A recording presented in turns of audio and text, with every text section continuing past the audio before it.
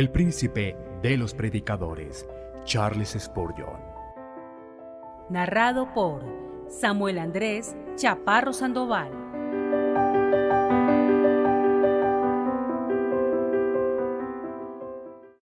Accidentes, no castigos. Sermón predicado el domingo 8 de septiembre 1861 por Charles Haddon Spurgeon en el Tabernáculo Metropolitano, Newington, Londres. En este mismo tiempo estaban allí algunos que le contaban acerca de los Galileos cuya sangre Pilato había mezclado con los sacrificios de ellos. Respondiendo Jesús les dijo: ¿pensáis que estos Galileos, porque padecieron tales cosas, eran más pecadores que todos los Galileos? Os digo, no. Antes, si no os arrepentís, todos pereceréis igualmente.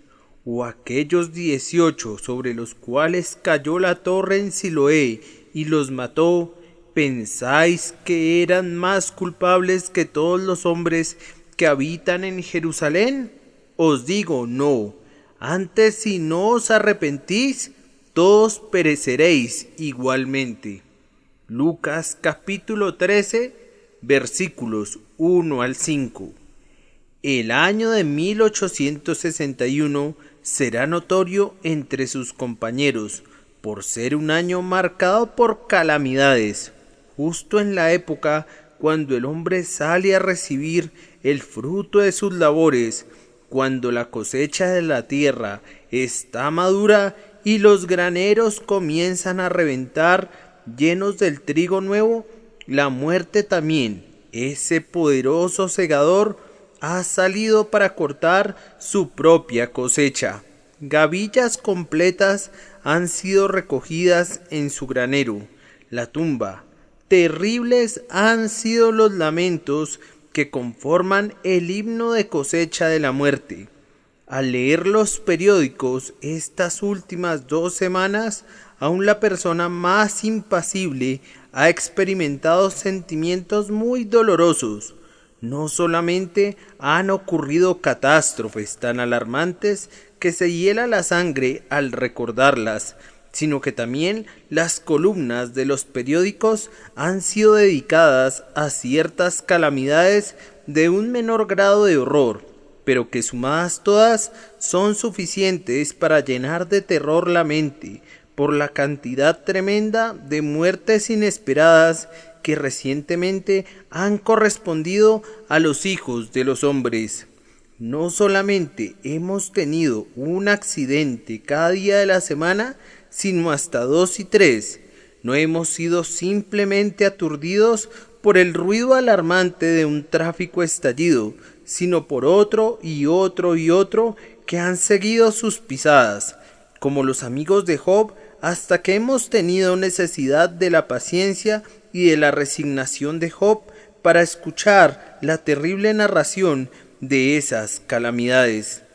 Ahora, hombres y hermanos, cosas como estas han ocurrido siempre en todas las épocas del mundo. No piensen que esto es algo nuevo. No consideren, como hacen algunos, que esto es el producto de una civilización excesiva o el resultado de ese descubrimiento moderno tan maravilloso como el vapor. Si nunca se hubiera conocido la máquina de vapor y si nunca se hubiera construido un ferrocarril, de todas maneras habrían habido muertes inesperadas y accidentes terribles. Al revisar los viejos archivos en los que nuestros antepasados han registrado los accidentes y las calamidades, encontramos que la antigua diligencia ofreció a la muerte un botín tan gravoso como la hace el tren que rueda velozmente. Habían entonces tantas puertas para el Hades como las hay ahora, caminos tan empinados y escarpados que conducían a la muerte, que eran transitados por una muchedumbre tan vasta como en nuestra época. ¿Acaso dudan de eso? Les pido que vayamos al capítulo 13 de Lucas. Recuerden a esos 18 sobre los cuales cayó la torre en Siloé. ¿Qué tal si ninguna colisión los hubiera aplastado? Se refiere a una colisión de trenes ocurrida en esos días. Charles Spurgeon. ¿Qué tal si no hubieran sido destruidos por el ingobernable caballo de hierro que los arrastró al agua desde un terraplén? Nota, se refiere a otro accidente ferroviario. Sin embargo, alguna torre mal construida o alguna pared golpeada por la tempestad pudiera haber caído sobre 18 a la vez y habrían perecido. O peor que eso, un gobernante despótico, llevando las vidas de los hombres colgadas de su cinturón como si fueran las llaves de su palacio, pudiera haber caído súbitamente sobre los que estaban adorando en el propio templo y pudiera haber mezclado su sangre con la sangre de los becerros que en ese momento estaban siendo sacrificados al Dios del cielo. No piensen, entonces, que esta es una época en la que Dios está tratando más duramente con nosotros que antes. No piensen que la providencia de Dios se ha vuelto más dura que antes. Siempre ha habido muertes inesperadas y siempre las habrá. Siempre ha habido estaciones en las que los lobos de la muerte han cazado en manadas hambrientas y, probablemente hasta el fin de esta dispensación, el último enemigo tendrá sus festivales periódicos y colmará a los gusanos con carne humana. Por tanto, no estén abatidos por las muertes inesperadas, ni tampoco estén turbados por estas calamidades. Continúen con sus actividades normales, y si sus llamados los llevan a cruzar el campo de la propia muerte, háganlo, y háganlo valerosamente. Dios no ha soltado las riendas del mundo, no ha quitado su mano del timón de gran barco todavía. Él en todas partes tiene imperio, y todas las cosas sirven a su poderío. Cada acto suyo es pura bendición. Su camino es luz sin mancha. Solo aprendan a confiar en Él y no tendrán ningún temor a la muerte. Gozará él de bienestar y su descendencia heredará la tierra. El tema particular de esta mañana, sin embargo, es el uso que debemos encontrar para estos terribles textos que Dios está escribiendo con letras mayúsculas en la historia del mundo. Dios ha hablado una vez, sí, 2 veces, que no se diga que el hombre no prestó atención. Hemos visto un vislumbre del poder de Dios. Hemos contemplado algo de la rapidez con la que Él puede destruir a nuestros conciudadanos. Prestad atención al castigo y a quien lo establece. Y al prestar atención, hagamos 2 cosas. Primero, no seamos tan insensatos como para sacar la conclusión a la que llegan las personas supersticiosas e ignorantes. Esa conclusión que está sugerida en el texto, es decir, que quienes son destruidos por medio de accidentes son pecadores que están por encima de todos los pecadores que habitan en el lugar. Y, en segundo lugar, lleguemos a la conclusión apropiada y correcta. Hagamos un uso práctico de todos estos eventos para nuestra propia mejora personal. Escuchemos la voz del Salvador que dice: no, si no os arrepentís, todos pereceréis igualmente. Primero, entonces, tengamos mucho cuidado de no sacar una conclusión apresurada e irreflexiva acerca de estos terribles accidentes que quienes lo sufren por culpa de sus pecados. Se ha dicho de la manera más absurda que quienes viajan en el primer día de la semana y tienen un accidente deben considerar ese accidente como un juicio de Dios sobre ellos, debido a que están violando el día de adoración del cristiano. Se ha dicho aún por parte de ministros piadosos que esta última colisión deplorable de los trenes debe considerarse una visitación notable y sumamente maravilloso de la ira de Dios en contra de esos infelices que por casualidad se encontraban en el túnel Clayton. Pero yo presento mi protesta más enérgica contra una conclusión así, no solamente en nombre mío, sino en el nombre de aquel que es el Señor del cristiano y el Maestro del cristiano. Yo pregunto acerca de esas personas que fueron aplastadas en ese túnel. ¿Piensan ustedes que ellos eran mayores pecadores que todos los pecadores? No, antes, si no os arrepentís, todos pereceréis igualmente. O los que murieron el lunes pasado, ¿piensan ustedes que ellos eran mayores pecadores que todos los pecadores que estaban en Londres? No, antes, si no os arrepentís, todos pereceréis igualmente. Ahora, fíjense bien, yo no negaría que han existido ocasiones en que han habido juicios de Dios sobre personas particulares debido a su pecado. Algunas veces, y yo pienso que muy raramente, tales cosas han ocurrido. Algunos de nosotros hemos oído en nuestra propia experiencia que ciertos hombres han blasfemado a Dios y lo han desafiado a que los destruya, y han muerto repentinamente, y en tales casos el castigo ha seguido tan rápidamente a la blasfemia que era imposible no ver la mano de Dios en ello. El hombre había pedido perversamente el juicio de Dios y su oración fue escuchada y vino el juicio. Y más allá de toda duda, existen lo que se puede describir como los juicios naturales. Ustedes ven a un hombre vistiendo harapos, pobre, sin hogar.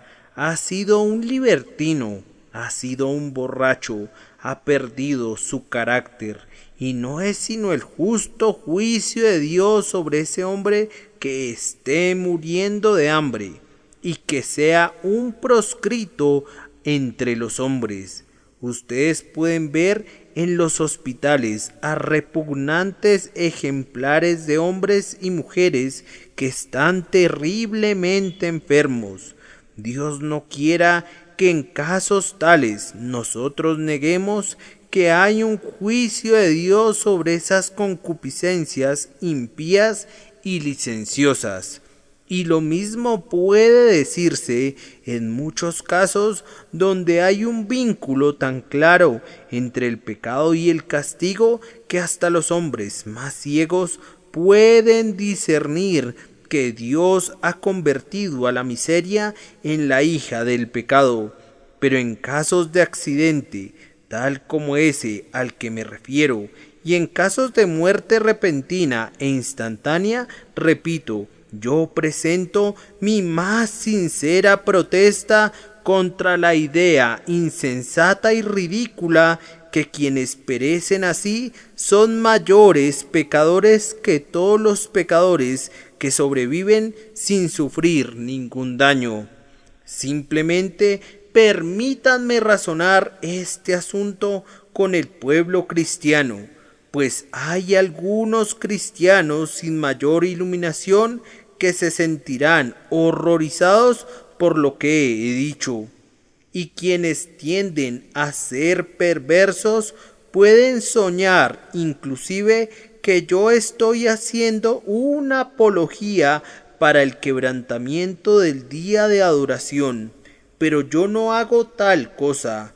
Yo no disminuyo la gravedad del pecado, yo solo testifico y declaro que los accidentes no deben ser vistos como castigos por el pecado, pues el castigo no pertenece a este mundo, sino al mundo venidero. A todos aquellos que se apresuran a considerar cada calamidad como un juicio, yo les quiero hablar con la esperanza sincera de corregirlos. Entonces, permítanme comenzar preguntando, amados hermanos míos, ¿acaso no ven que lo que dicen no es cierto? Y esa es la mejor de las razones del por qué no deben decirlo. ¿Acaso su propia experiencia y observación no les enseña que un evento le ocurre tanto al justo como al malvado? Es cierto que el hombre malvado a veces cae muerto en la calle, pero ¿acaso él mismo no ha caído también muerto en el púlpito?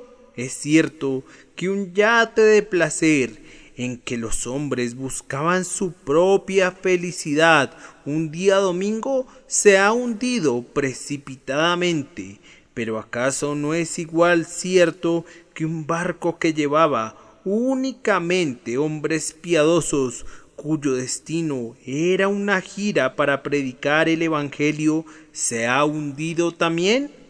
La providencia visible de Dios no tiene respeto a las personas, y una tormenta se puede abatir sobre el barco misionero John Williams de la misma manera que se puede abatir sobre otro yate lleno de pecadores desenfrenados. ¿Qué? ¿Acaso no perciben que la providencia de Dios ha sido de hecho en sus tratos externos más dura con los buenos que con los malos?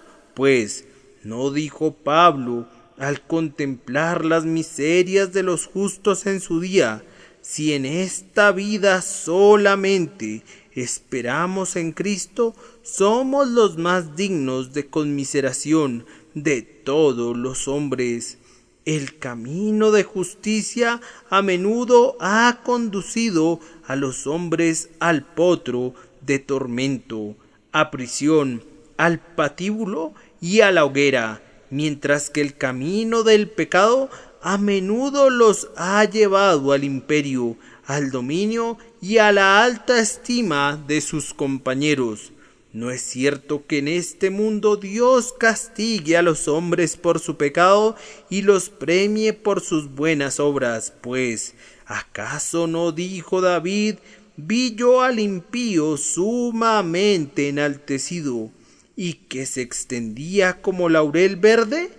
Y no dejaba esto perplejo al salmista durante un tiempo, hasta que fue al santuario de Dios y entonces entendió el fin de ellos. Aunque tu fe te asegura que el resultado final de la providencia obrará únicamente el bien para el pueblo de Dios, sin embargo tu vida, aunque sea solamente una breve parte del drama divino de la historia, debe haberte enseñado que la providencia no discrimina externamente entre el justo y el impío, que el justo perece inesperadamente al igual que el impío, que la peste no conoce diferencias entre el pecador y el santo, y que la espada de la guerra es despiadada con los hijos de Dios de la misma manera que lo es con los hijos de Belial. Cuando Dios envía el flagelo, éste mata inesperadamente al inocente de la misma manera que al perverso y al insolente. Ahora, hermanos míos, si la idea de ustedes de una providencia que castiga y que premia no es cierta, ¿por qué hablan como si lo fuera? Y, por qué, si no es correcta como regla general, suponen ustedes que sea verdad en esta instancia particular? Sáquense esa idea de la cabeza, pues el Evangelio de Dios nunca requiere que ustedes crean algo que no es cierto. Pero, en segundo lugar, hay otra razón, la idea de que siempre que ocurre un accidente, debemos considerarlo como un juicio de Dios. Haría que la providencia fuera, en vez de un abismo grande, un charco muy superficial.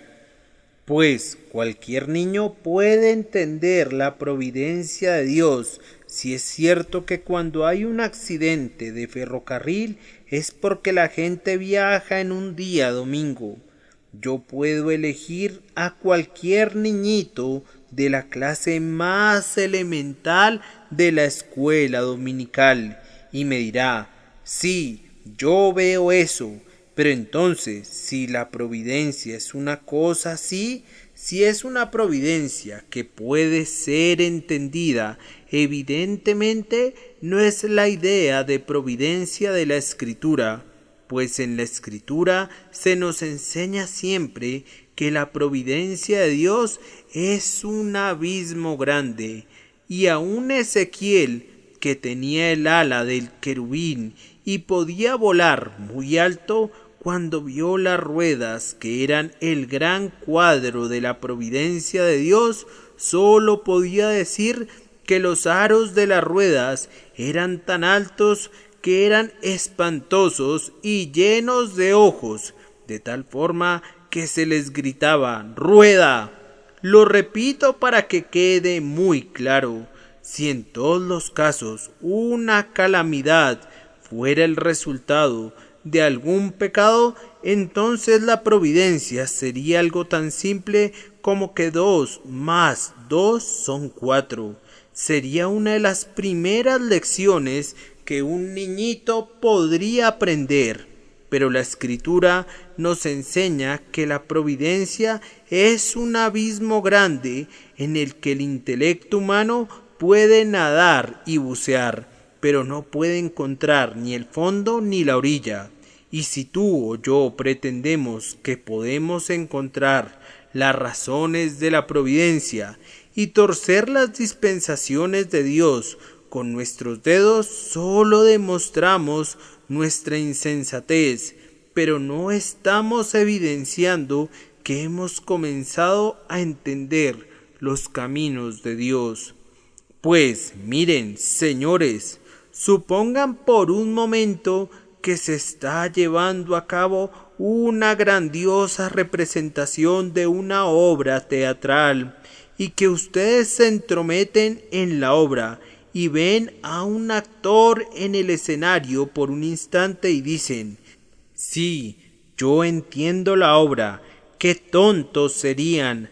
¿Acaso no saben que las grandes transacciones de la providencia comenzaron hace cerca de 6,000 años? Y ustedes vinieron a este mundo hace 30 o 40 años y han visto un actor en escena y ustedes dicen que ya entienden la obra. Va, no la entienden, apenas han comenzado a conocer. Únicamente Él conoce el fin desde el principio. Únicamente Él entiende cuáles son los grandes resultados y cuál es la grandiosa razón por la que el mundo fue hecho y por la que Él permite que ocurra tanto el bien como el mal. No piensen que ustedes conocen los caminos de Dios. Equivale a degradar la providencia y bajar a Dios al nivel de los hombres cuando pretenden que pueden entender estas calamidades y descubrir los designios secretos de la sabiduría. Pero a continuación no perciben que una idea así alentaría el fariseísmo. Estas personas que murieron aplastadas o calcinadas o destruidas bajo las ruedas de los vagones del ferrocarril eran peores pecadores que nosotros. Muy bien, entonces nosotros debemos ser unas personas excelentes. ¡Qué excelentes ejemplos de virtud! Nosotros no hacemos las cosas que ellos hacen y por tanto Dios nos facilita todas las cosas. En la mitad en que hemos viajado, algunos de nosotros cada día de la semana y nunca hemos sido hechos pedazos. Sobre esta suposición podemos catalogarnos como favoritos de la deidad. Y entonces, ¿no ven, hermanos, que nuestra seguridad sería un argumento para hacernos cristianos? Que vayamos viajando en un tren con seguridad sería un argumento que somos regenerados. Pero yo nunca he leído en las Escrituras. Nosotros sabemos que hemos pasado de muerte a vida, porque hemos viajado de Londres a Brighton sin ningún problema 2 veces al día. Nunca he encontrado ningún versículo que se parezca a esto, y sin embargo, si fuera cierto que los peores pecadores sufren los accidentes, se derivaría como un opuesto natural a esa proposición que quienes no sufren accidentes deben ser personas muy buenas. ¿Y qué nociones farisaicas engendramos y nutrimos de esta manera? Pero yo no puedo tolerar esta insensatez ni por un instante. Cuando contemplo por un momento los pobres cuerpos mutilados de quienes han sido sacrificados tan inesperadamente, mis ojos se llenan de lágrimas, pero mi corazón no se vanagloria, ni mis labios acusan. Lejos de mí esa expresión llena de orgullo. Dios, te doy gracias porque no soy como los otros hombres. No, no, no. Ese no es el espíritu de Cristo, ni el espíritu del cristianismo. Aunque podemos agradecer a Dios porque somos preservados, sin embargo podemos decir, por la misericordia de Jehová no hemos sido consumidos. Y nosotros debemos atribuirlo a su gracia, y únicamente a su gracia, pero no podemos creer que había algo mejor en nosotros porque hemos sido preservados vivos estando la muerte tan cerca. Es únicamente porque Él ha tenido misericordia y ha sido muy paciente para con nosotros, no queriendo que perezcamos, sino que nos arrepintamos, que nos ha preservado de esta manera para que no descendamos a la tumba y nos ha mantenido la vida preservándonos de la muerte. Y luego, permítanme comentar que la suposición contra la cual estoy contendiendo seriamente es muy cruel y dura, pues si este fuera el caso, que todas las personas que así se encuentran con la muerte de una manera extraordinaria y terrible son mayores pecadores que los demás, ¿no sería un golpe aplastante para los afligidos sobrevivientes? Y no es poco generoso de nuestra parte consentir en esa idea, a menos que seamos forzados a aceptarla como una terrible verdad por razones que no pueden responderse. Ahora, yo los reto a que lo susurren al oído de la viuda. Vayan a su casa y díganle: su esposo era peor pecador que el resto de los hombres, por eso murió. No poseen la suficiente brutalidad para eso. Un pequeño niño inconsciente que nunca había pecado, aunque sin duda un heredero de la caída de Adán, es encontrado aplastado en medio de los escombros del accidente. Ahora piensen por un momento cuál sería la infame consecuencia de la suposición que quienes perecieron eran peores que los otros. tendrían que suponer que ese niño inconsciente era peor pecador que muchos que habitan en las guaridas de la infamia y cuyas vidas son todavía respetadas. ¿Acaso no perciben que la cosa es radicalmente falsa? Y tal vez yo podría mostrarles mejor la injusticia de eso, recordándoles que un día podría sucederles a ustedes.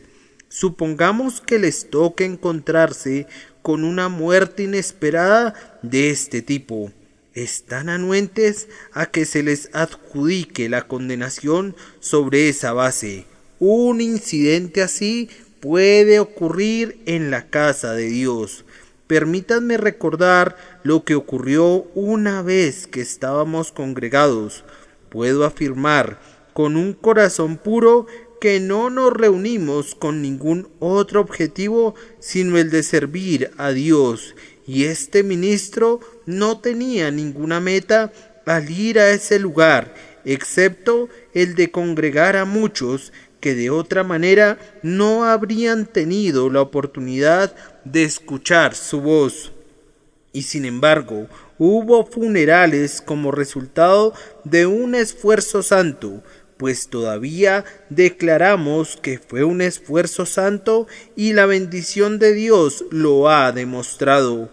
Hubo muertes y muertes entre el pueblo de Dios. Estaba a punto de decir que estoy contento que fue en el pueblo de Dios más que en los otros. Un terror tremendo se apoderó de la congregación y la gente huyó, y no ven que si los accidentes deben ser considerados como juicios, entonces es una conclusión sana que nosotros estábamos pecando al estar allí. Esa es una insinuación que nuestras conciencias repudian categóricamente. Sin embargo, si esa lógica fuera verdadera, es tan cierta contra nosotros como lo es contra otros, y en la medida que ustedes repelerían con indignación la acusación que algunos fueron heridos o golpeados debido al pecado, estando allí para adorar a Dios, lo que repelen para ustedes, lo repelen para otros, y no quieren ser parte de la acusación que es presentada en contra de quienes han sido destruidos durante las últimas 2 semanas, que perecieron por causa de cualquier gran pecado.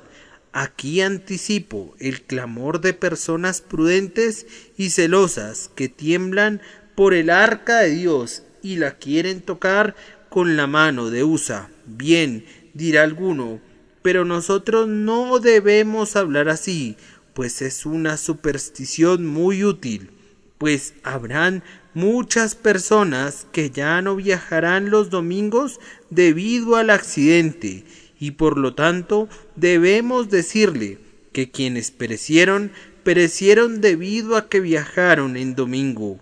Hermanos, yo no diría una mentira para salvar un alma, y esto sería decir mentiras, pues no es verdad.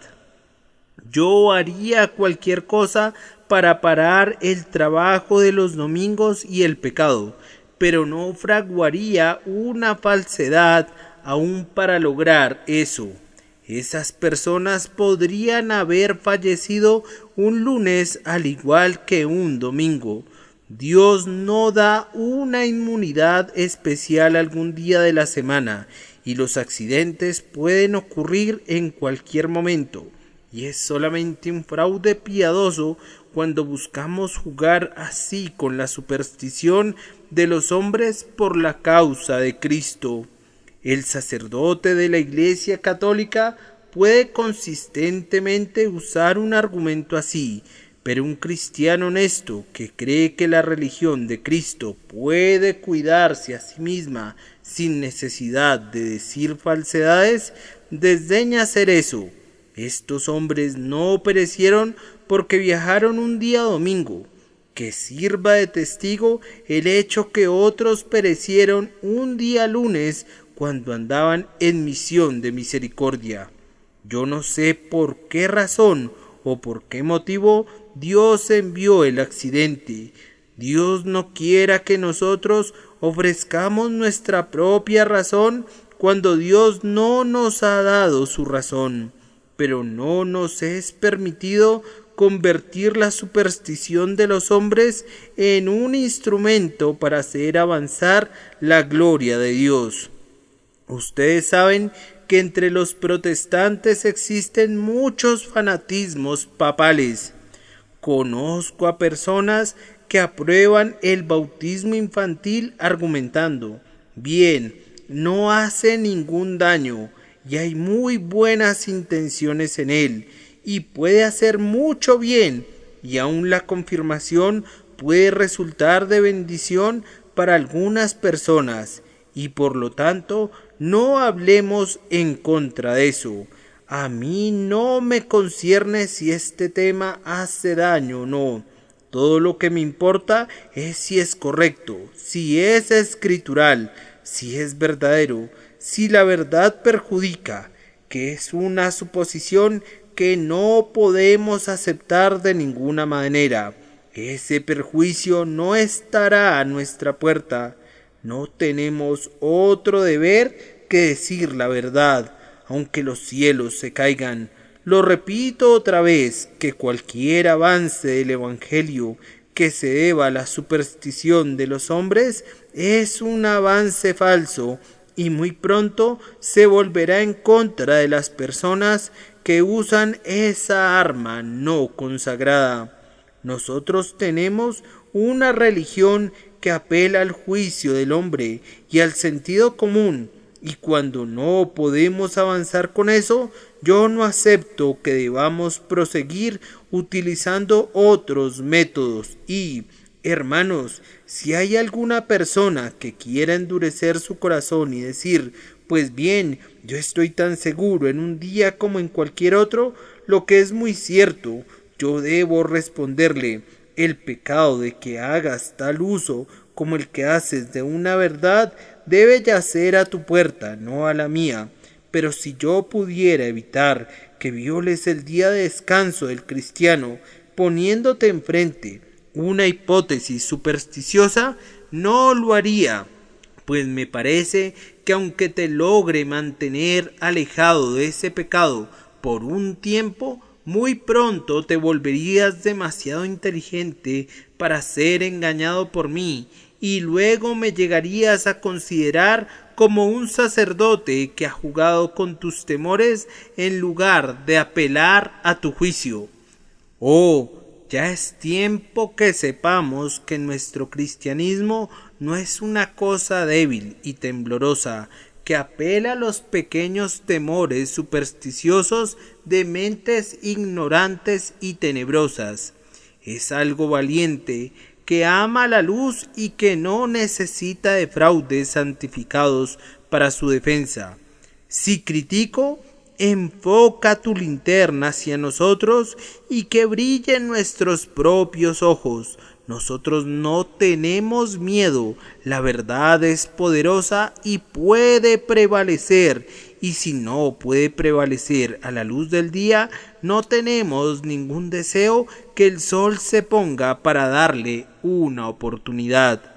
Yo creo que ha brotado mucha infidelidad del muy natural deseo de algunos cristianos de aprovecharse de errores comunes. Oh, han dicho: este error popular es muy bueno, mantiene a la gente en la posición correcta. Vamos a perpetuar este error, pues evidentemente hace mucho bien. Y luego, cuando el error ha sido descubierto, los infieles han dicho: oh, ahora vean que estos cristianos han sido descubiertos en sus estratagemas. No tengamos ningún truco, hermanos. No les hablemos a los hombres como si fueran niños que pueden ser amedrentados por las historias de fantasmas y de brujas. El hecho es que este no es el tiempo de retribución, y es peor que inútil que nosotros enseñemos que lo es. Y ahora, Por último, y ya voy a pasar a otro punto, ¿acaso no perciben que esta suposición, que no es cristiana ni escritural, que cuando los hombres se encuentran inesperadamente con la muerte es resultado del pecado, roba al cristiano uno de esos argumentos más nobles para la inmortalidad del alma? Hermanos, nosotros afirmamos diariamente con la Escritura como nuestra garantía que Dios es justo, y en la medida que Él es justo debe castigar el pecado y premiar al justo. Manifiestamente Él no lo hace en este mundo. Un mismo evento les ocurre a ambos. El hombre justo es pobre al igual que el malvado, y muere repentinamente al igual que el mayor reprobo.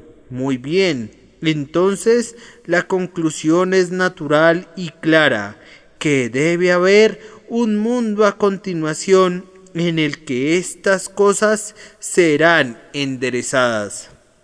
Si hay un Dios, Él debe ser justo, y si Él es justo, Él debe castigar el pecado, y puesto que no lo hace en este mundo, debe haber otro estado en el que los hombres recibirán la debida recompensa de sus obras, y los que han sembrado para la carne, de la carne cosecharán corrupción, mientras que quienes han sembrado para el Espíritu, del Espíritu cosecharán vida eterna. Si hacen de este mundo el lugar de cosechar, le habrán quitado el aguijón al pecado. Oh, dice el pecador, si las aflicciones que el hombre soporta aquí es todo el castigo que tendrá, vamos a pecar con voracidad. Tú respóndeles no. Este no es el mundo de castigo, sino el mundo de prueba. No es la corte de justicia, sino la tierra de misericordia. No es la prisión de terror, sino la casa de paciencia. Y les has abierto ante sus ojos las puertas del futuro. Has puesto el trono del juicio ante sus ojos. Les has recordado: venid benditos y apartados de mí, malditos. Así tienes un fundamento más razonable y por supuesto más escritural para apelar a sus conciencias y a sus corazones. He hablado con miras a sofocar en la medida de lo posible la idea que está muy propagada entre los impíos, que nosotros como cristianos sostenemos que cada calamidad es un juicio. No es así. Nosotros no pensamos que aquellos 18 sobre los cuales cayó la torre en Siloé eran más culpables que todos los hombres que habitan en Jerusalén. Ahora pasamos a nuestro segundo punto. ¿Qué uso entonces debemos hacer de esta voz de Dios que es oída en medio de los gritos agudos y los gemidos de los moribundos? Dos usos. Primero, preguntas, y segundo, una advertencia. La primera pregunta que debemos hacernos es la siguiente: ¿por qué no puede sucederme a mí que muy pronto e inesperadamente sea yo cortado? ¿Acaso tengo un contrato de arrendamiento de mi vida? ¿Tengo algún amparo especial que me garantice que no atravesaré inesperadamente los portales de la tumba? ¿He recibido un título de privilegio de longevidad? ¿He sido cubierto con una armadura tal que soy invulnerable a las flechas de la muerte? ¿Por qué no voy a morir? Y la siguiente pregunta que debe sugerir es esta: ¿acaso no soy un gran pecador como esos que murieron? no hay en mí, sí, en mí, pecados contra el Señor mi Dios. Si en pecados visibles otros me han superado, ¿acaso no son malvados los pensamientos de mi corazón? ¿Acaso la misma ley que los maldice a ellos no me maldice a mí? ¿No he continuado en todas las cosas que están escritas en el libro de la ley para que se cumplan? ¿Es tan imposible que yo sea salvo por mis obras como que ellos lo sean? ¿No estoy yo bajo la ley por naturaleza como ellos lo están, y por lo mismo no estoy yo bajo maldición como ellos lo están?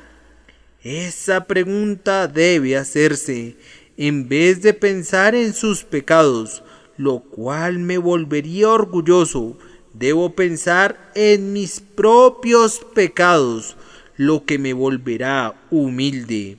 En lugar de especular en su culpa, que es asunto que no me incumbe, debo volver mis ojos hacia mi interior y considerar mi propia transgresión, por lo cual debo responder personalmente ante el Dios Altísimo. Luego la siguiente pregunta es: ¿me he arrepentido de mi pecado? Yo no necesito estar investigando si ellos se han arrepentido o no. ¿Me he arrepentido yo? Puesto que yo estoy expuesto a la misma calamidad, ¿estoy preparado para enfrentarla?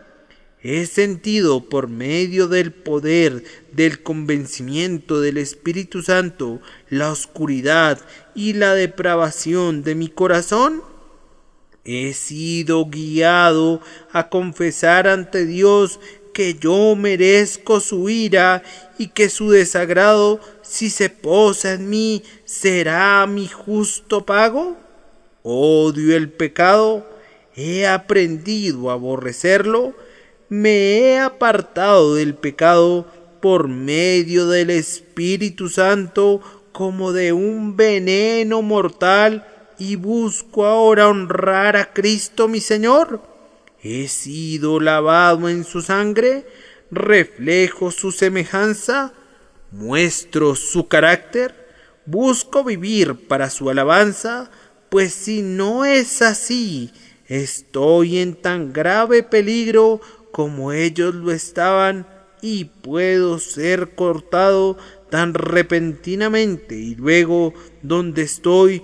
Yo no voy a preguntar dónde están ellos, y luego, de nuevo, en vez de estar atisbando en el futuro destino de estos infelices hombres y mujeres, cuánto mejor sería preguntarnos acerca de nuestro destino y de nuestra propia situación. ¿Qué soy yo, alma mía? Despierta y haz un análisis imparcial. ¿Estoy preparado para morir? Si se abrieran ahora las puertas del infierno, ¿entraría yo allí? Si debajo de mí se abrieran ahora las fauces de la muerte, ¿estoy preparado con confianza para atravesarlas, no temiendo el mal, porque Dios está conmigo? Este es el uso correcto que podemos hacer de estos accidentes. Esta es la manera más sabia de aplicar los juicios de Dios a nosotros mismos y a nuestra propia condición. Oh señores, Dios ha hablado a cada hombre en Londres durante estas últimas 2 semanas. Él me ha hablado a mí. Él les ha hablado a ustedes, hombres, mujeres y niños.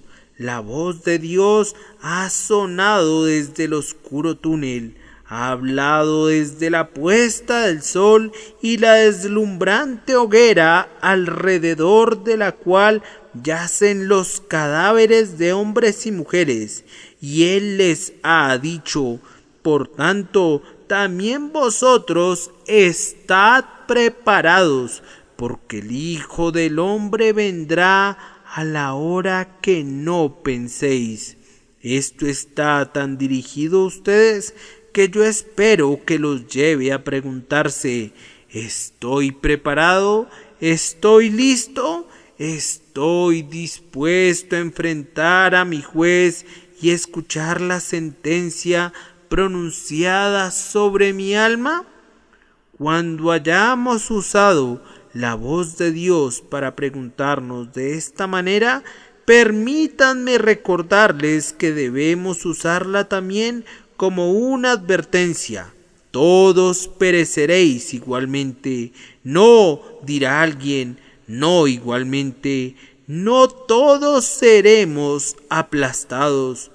Muchos de nosotros moriremos en nuestras camas. No todos moriremos quemados. Muchos de nosotros cerraremos tranquilamente nuestros ojos. ¡Ay! Pero el texto dice: todos pereceréis igualmente. Y déjenme recordarles que algunos de ustedes pueden perecer de una manera idéntica. No tienen ninguna razón para creer que ustedes no pueden ser cortados inesperadamente mientras caminan por las calles. Pueden caerse muertos mientras comen. ¿Cuántos no han perecido con el báculo de vida en sus manos? Estarán en su cama, y su cama súbitamente se convertirá en su tumba. Ustedes podrán ser fuertes, sanos, robustos, y ya sea por un accidente o porque se detiene la circulación de su sangre, serán llevados rápidamente ante su Dios. Oh, que la muerte inesperada sea para ustedes gloria súbita. Pero nos puede ocurrir a algunos de nosotros que de la misma manera inesperada en que otros han muerto, moriremos así. Hace solo poco tiempo, en Estados Unidos, un hermano, mientras predicaba la palabra, entregó su cuerpo y su cargo simultáneamente. ¿Ustedes recuerdan la muerte del doctor Beaumont, quien mientras proclamaba el Evangelio de Cristo cerró sus ojos al mundo? Y yo recuerdo la muerte de un ministro en este país que acababa de pronunciar este verso: Padre, yo anhelo, yo ansío ver el lugar de tu habitación. Yo quiero dejar tus atrios terrenales y huir hasta tu casa, mi Dios. Entonces le agradó a Dios concederle el deseo de su corazón y apareció ante el rey en su belleza. ¿Acaso no puede una muerte imprevista como esta sucederles a ustedes y a mí? Pero es muy cierto que, venga la muerte de la manera que venga, hay unos cuantos aspectos en la que vendrá a nosotros justo de la misma manera como les ha venido a quienes sufrieron esos accidentes. En primer lugar, vendrá con toda seguridad. Ellos no hubieran podido escapar del perseguidor, no importa cuán rápido viajaran. Ellos no hubieran podido escapar de la saeta, no importa a qué lugar hubieran ido, escondiéndose de casa en casa, cuando su tiempo les llegó, y nosotros pereceremos así, con la misma seguridad, tan ciertamente como la muerte ha puesto su sello sobre los cadáveres que ahora están cubiertos de tierra, con la misma certeza pondrá su sello sobre nosotros, a menos que el Señor venga antes, pues está establecido para los hombres que mueran una sola vez, y después de esto el juicio. No hay exoneración en este camino. No hay escape por ningún atajo para ningún individuo. No hay ningún puente sobre este río. No hay ningún transbordador en que podamos atravesar este Jordán sin mojarnos los pies. A tus gélidas profundidades, oh río, cada uno de nosotros debe descender. En tu fría corriente nuestra sangre debe congelarse y debajo de tus olas espumosas debe hundirse nuestra cabeza. Nosotros también debemos morir con certeza, trillado, dices tú, y lleno de lugares comunes. Y la muerte es un lugar común, pero solo nos ocurre una vez. Que Dios nos conceda que esa única vez que moriremos pueda estar perpetuamente en nuestras mentes hasta que muramos diariamente y no nos resulte un trabajo difícil morir al final.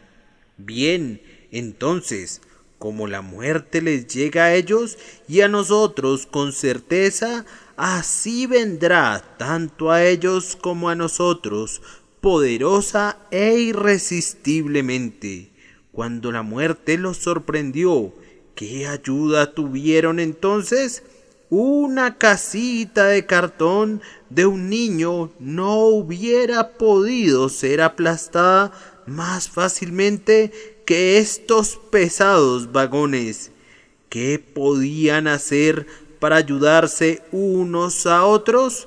Ellos iban sentados unos junto a otros platicando. Se escuchó un grito y antes de que se hubiera gritado una segunda vez, ellos fueron aplastados y destrozados. El esposo trata de rescatar de los escombros a su esposa, pero pesadas planchas de madera han cubierto su cuerpo. Al fin solo puede encontrar su pobre cabeza y ella está muerta. Y él se sienta junto a ella, embargado por la tristeza, y pone su mano en su rostro hasta que se torna frío como una piedra. Y aunque ha visto a uno y a otro que han sido rescatados con los huesos rotos de en medio de la masa de escombros, él tiene que dejar el cuerpo de su esposa allí.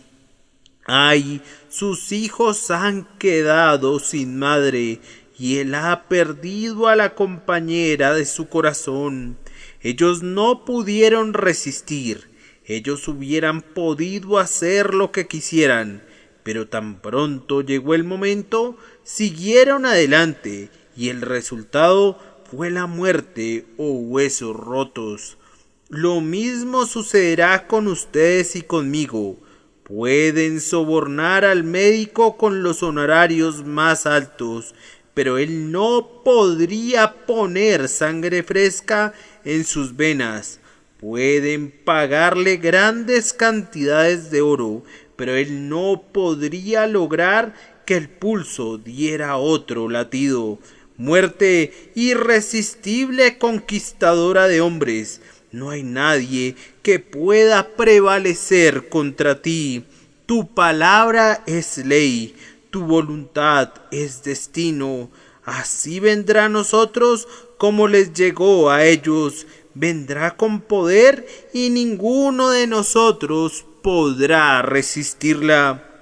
Cuando les llegó a ellos, vino instantáneamente, sin aceptar demoras. Así vendrá a nosotros.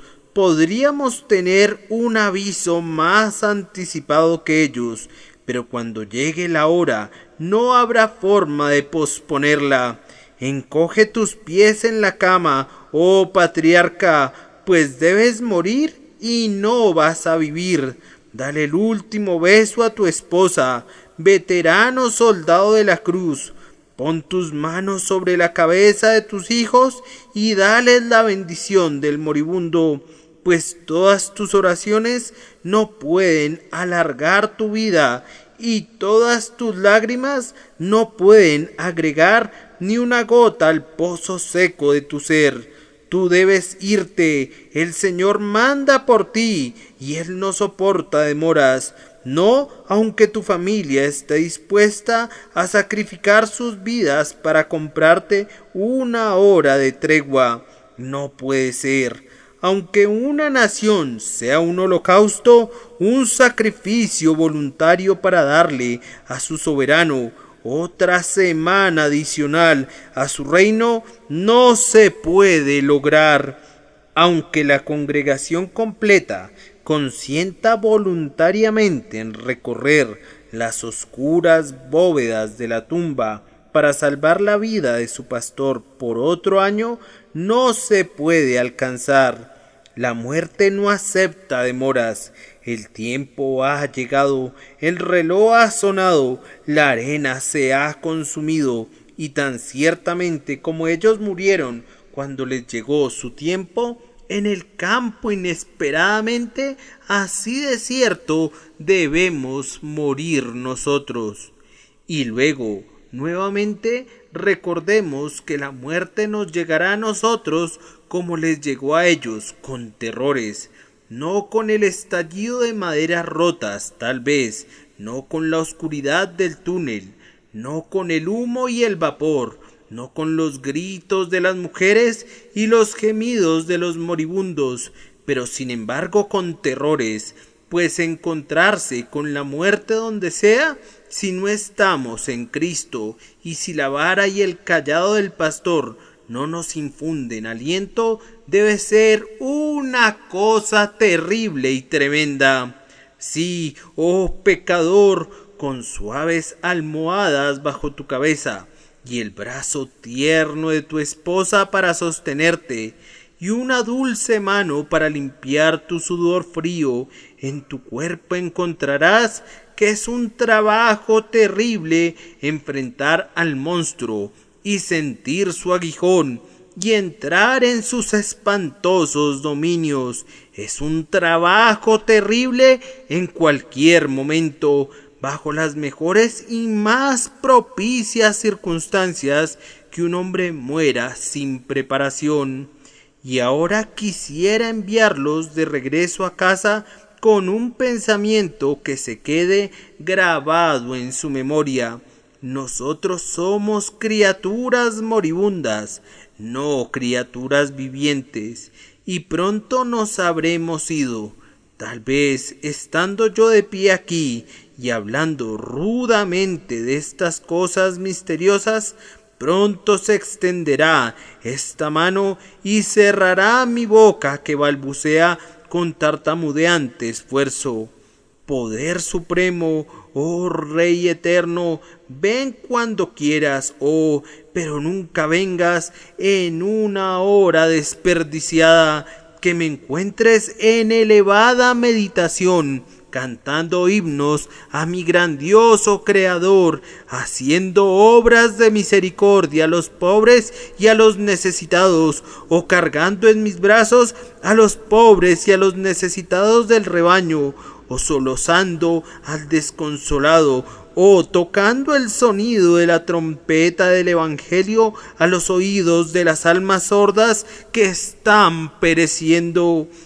Entonces ven cuando tú quieras. Si tú estás conmigo en vida, no temeré encontrarte en la muerte. Pero, oh, que mi alma esté lista con su vestido de bodas, con su lámpara preparada y su luz encendida, lista para ver a su Señor y entrar en el gozo de su Dios. Almas, ustedes conocen el camino de salvación, lo han escuchado a menudo, pero óiganlo de nuevo. El que cree en el Señor Jesús tiene vida eterna. El que creyere y fuere bautizado será salvo, mas el que no creyere será condenado. Cree en tu corazón y confiesa con tu boca que el Espíritu Santo les dé gracia para hacer ambas cosas, y habiéndolo hecho, puedan decir: ven, muerte, con una congregación celestial para llevarse mi alma.